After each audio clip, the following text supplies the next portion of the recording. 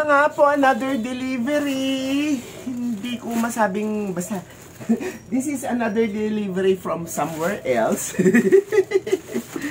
And kailangan kasi ito ng mga customer ko na iba. Alam niyo naman, ang mga customer ng Lola, just go 20 years, 15 years, ganon. At hindi na rin sila mga kyota, medyo nagkakaedad na rin sila, kaya medyo gawa natin ng paraan yung mga receding hairline nila.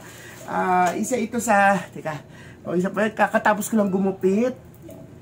Unpacking lang tayo kasi natural, medyo pricey ito, kaya kailangan required i-video talaga kasi nga medyo hindi ordinary ang presyo niya, di ba? Just for the sake of helping yung mga nasasakupan ko na tagal na sa akin mga nagsisipag pagupit, grabe. Ang dami namang ano. Ang kapal na tawag nito, ng bubble wrap, grabe. Alam mo, sana magawa na nila ng paraan na hindi na bubble wrap, ano. Tapos yung mass environment, marami nang ginagawang paraan yung mga taga-US, mga gano'n. Dito na ata sa Pilipinas yung ganitong mga bubble wrap eh. Sa ibang bansa, bawal na to eh. Ang tinatanggap na doon, alam nyo yung mga ginagawang paper peanuts, gano'n. Tapos ilalagay nila sa box. Pero yung bubble wrap, bawal na. Okay, wow, medyo may weight siya. Ito siya, ito siya. Yan. It's what you call the red light therapy. Dati binilang ko nito si ate. Ngayon bumili ako because yung mga customer ko na nagre-recede na yung hairline. Eh, well, Lola, hindi naman. Normal ko yan. Vegeta talaga lahi namin. Ngayon, red light therapy is a therapy that can help the circulation of your scalp. Tapos, nagpo-promote yung circulation na yan ng hair growth. Aside from that, etong red light na to, it will activate yung mga gamot na ginagawa ng Lola. Hindi mo naman, Peter. It will activate yung mga gamot na ginagawa ng Lola na pamahid, na pampatubo ng buhok. Kailangan to ng mga gamot ko para mag-penetrate sila dun sa scalp ng customer. So, let's open it for the first time, ha? Ay, nakasil pa? Ay, hindi. Wala akong table eh. Mga ano, medyo, ano siya, talagang as in, ayan box talaga siya. Wow! So, ito, itsura niya. Kunin muna natin yung pinaka-manual niya sa loob para makita nyo. Wow, ang ganda naman ng bago. Talagang resealable pa. Medyo pricey nga lang siya. So, ito ang itsura niya, guys. So, pakita ko sa inyo. Yan. Wala ko salamin, ha. So, may user's manual naman siya. So, in-explain dyan kung bakit nakaka-apekto siya sa ating skin, kung bakit maganda siyang gamitin, etc. etc. It's all in English. Pati yung pag-control ng mga controllers niya. But anyway, itong pinaka-main, main item natin. Pero bago yung main item, ano ba itong mga nandito? May mga may mga nandun sa loob, oh. Teka, tingnan natin,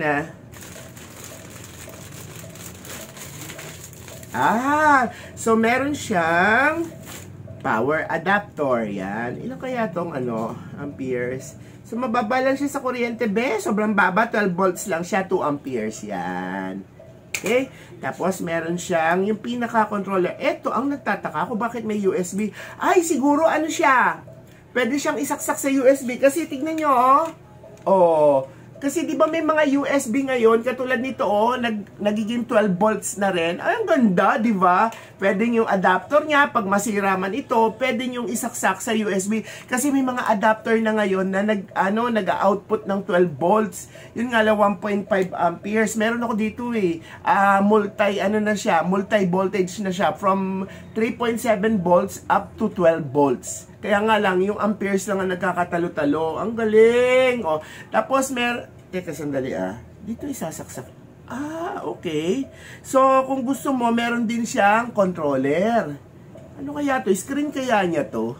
Yan, Pero mamaya makikita naman natin yan. So, nakalagay dito, meron siyang increase, decrease, power on, at saka ito, no. Power on, tas ito, parang timer. So, ito, parang screen niya siguro to. Makikita natin kung ano magaganap dyan mamaya, ha?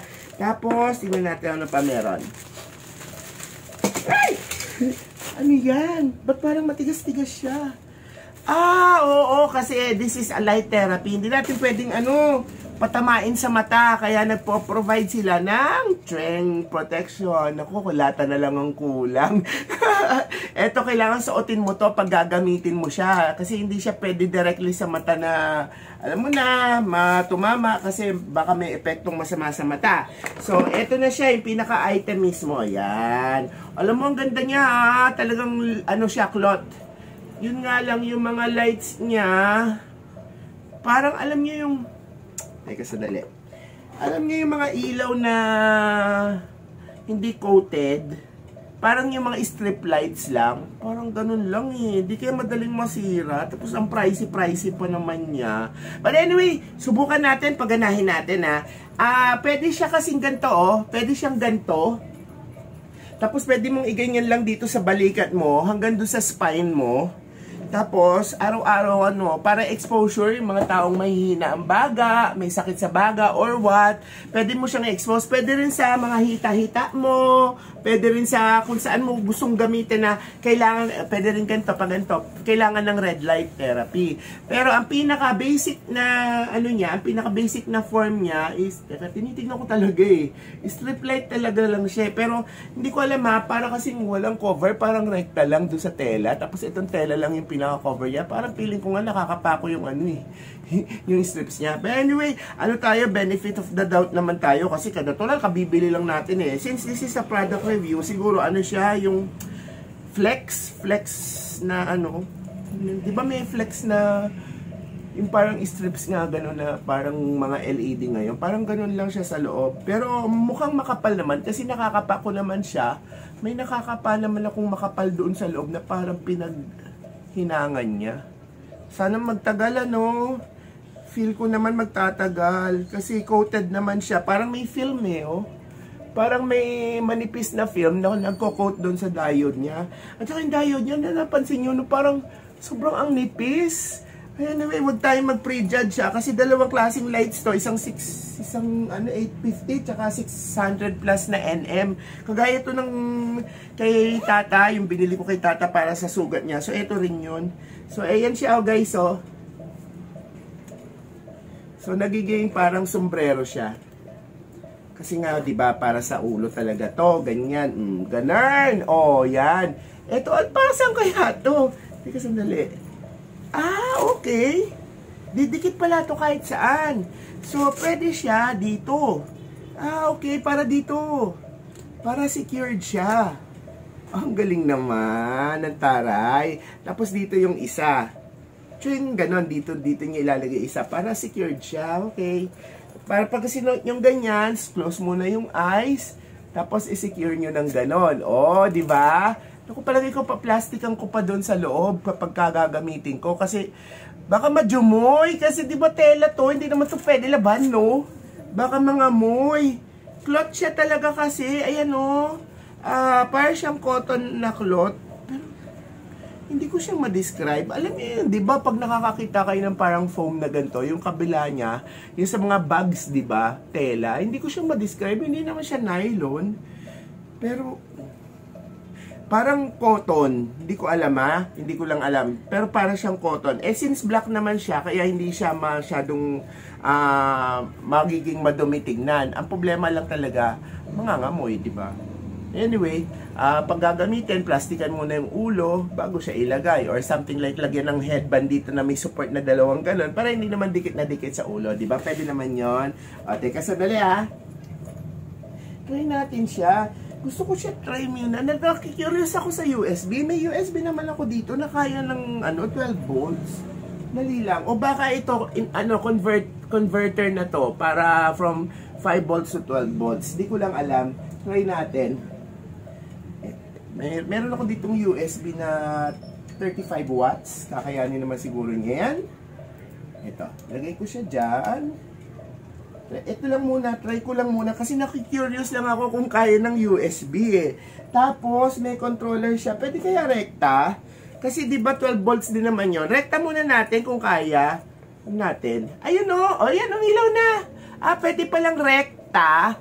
Pwede rin may timer na may controller. Okay, ang galing. Ang galing, magaling. So, yan, 2 types of lights. So, nakita nyo. This one is the 850 ata, then 660 yon. Yan. Kaya, parang medyo uminit siya. Pero at least alam natin na pwede siyang USB powered, di ba?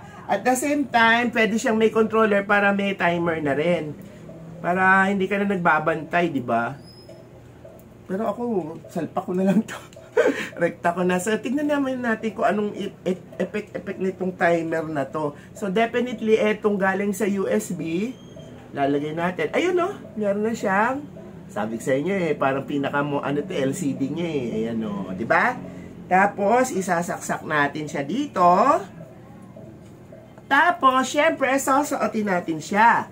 Tapos, syempre, isisecure natin siya kasi baka makita ko sa yung ilaw, which is, tapos, natural, tatanggalin natin to at isusuot ko yung pinaka sunglasses. Ayoko yung pinaka eye protection na kulay green siya, guys. Pag nakita niyo yung pag suot-suot niyo, parang siyang kulay green. Pero kita ko pa rin naman to, kaya siguro makokontrol ko pa. Ayan, Twing. Ayun! Tapos, pwede ko siyang i-increase. Low. Nakalagay dito, low. So, pwede ko siyang i-high. Kaya na bahala tumingin kasi susot ko yung sunglasses Ito, i-high ko siya. Mababa lang yan, low. Ito, may low, may high. Ayan, pwede ring full. 4. Hanggang level 4 lang siya, guys. Ang timer niya, yan, level 4, diba? Ang timer niya, ilang kaya? 5 minutes, 10 minutes, at saka 15 minutes, 20 minutes, and 25 minutes. By 5. Ayan, 30 minutes, tapos hanggang maximum. Hanggang 30 minutes siya, yung timer niya. Hanggang 30 minutes. Diba, bongga? Ang ganda! Nataypan ko. Kaya lang kasi yung durability lang medyo parang may duda ako sa durability. Pero since cloth naman siya, hindi naman siguro basta-basta masisira kasi hindi naman siya tipong dadagan mo, di ba? So, turn off ko muna. Long press lang siguro to. Ay, ang galing! Meron siyang ganon. Meron siyang blinking. Ay, ang galing! Pwede mo rin yung lang. Yun, off. Ay, ang dami niyang mode. Low. Tapos, pwedeng yung nagbi-blinking. Tapos, may nakalagay dito 40 tignan nyo Off, di ba? Pwedeng yan, low.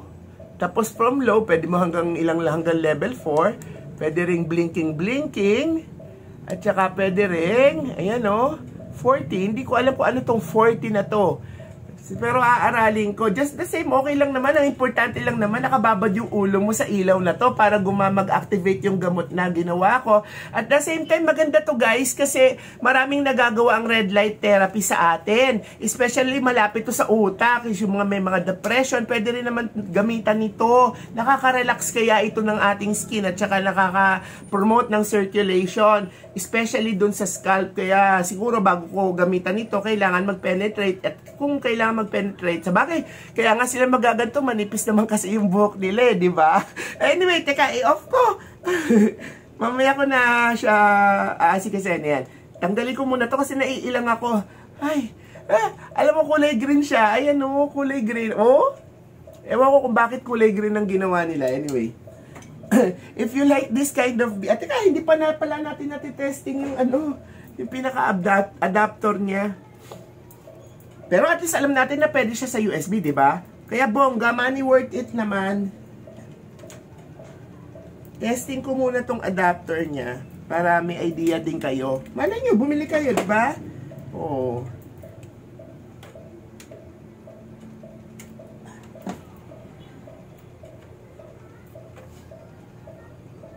Yan. So, ito yung pinaka-adapter niya. So, check natin Ayoko na masyadong kasi wala akong shades Tignan ko nga kung makikita ko yung ilaw. Ay, hindi naman pala kita yung ilaw. Basta ginanon mo lang ng todo. Huwag mo lang yung todo, yan. Okay na. Diba? At tawag dun sa ganon, yung para patay sa ng ganon, pulsating. Oh, di ba bongga? Guys, if you like this kind of video na nagre-review lola ng mga gadgets na lalo na yung tipong hindi invasive at makakatulong sa kalusugan ng inyong balat o sa kalusugan ninyo, please do like, share, and subscribe to your Lola's channel. And kung nasa iba po kayong platform, it's still your Lola with an H, L-O-L-A-H, nasa huli ang lambing. Bang Lemire saying na naku, sana po gumana to at sabihin ko sa inyo ang result. Pero definitely yung sa ate ko, yung malaking sugat niya sa paa because of the red light therapy, wala na, magaling na. Balat na siya ulit. Alam nyo, ilang dermatologist ang pinuntahan namin para gumaling yon. Pero ang nagkapagpagaling lang sa kanya is a little bit of prayers at saka yung red light therapy. Ngayon, maayos na yung paa niya. Tapos, sa sobrang nasihan siya dun sa paggaling ng paa niya, ng sugat ng paa niya. Ay, nako, nagre-red light therapy na siya kung saan-saan. O, diba? Bongga. Anyway, guys, maraming salamat. Sana nakatulong na naman ang Lola. At kung kayo nasa ibang platform, tandaan ninyo, TikTok, meron ako, Facebook, meron ako. Please also follow me din para naman medyo makabawi-bawi ang Lola. Kaya maraming salamat. Give me the love, okay?